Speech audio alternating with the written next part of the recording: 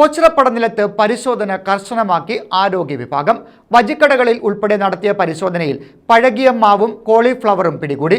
പരിശോധന തുടരുമെന്ന് ആരോഗ്യവകുപ്പ് അറിയിച്ചു. ഓച്ചിറപ്പടനിലത്തെ ലഘുഭക്ഷണ കടകളിൽ പരിശോധന കർശനമാക്കി ആരോഗ്യവകുപ്പ്. ചൊവ്വാഴ്ച നടത്തിയ പരിശോധനയിൽ പഴകിയ കോളിഫ്ലവറും ബജി ഉണ്ടാക്കാൻ ഉപയോഗിക്കുന്ന മാവും പിടിച്ചെടുത്തു.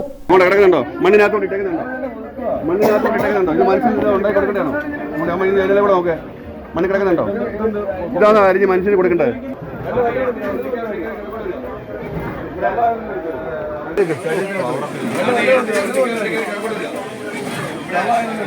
വരും ദിവസങ്ങളിലും പരിശോധന കർശനമാക്കുമെന്ന് ആരോഗ്യവകുപ്പ് അറിയിച്ചു.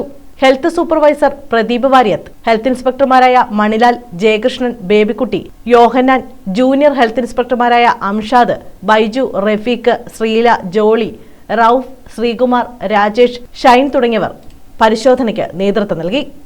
News bureau, Ochira.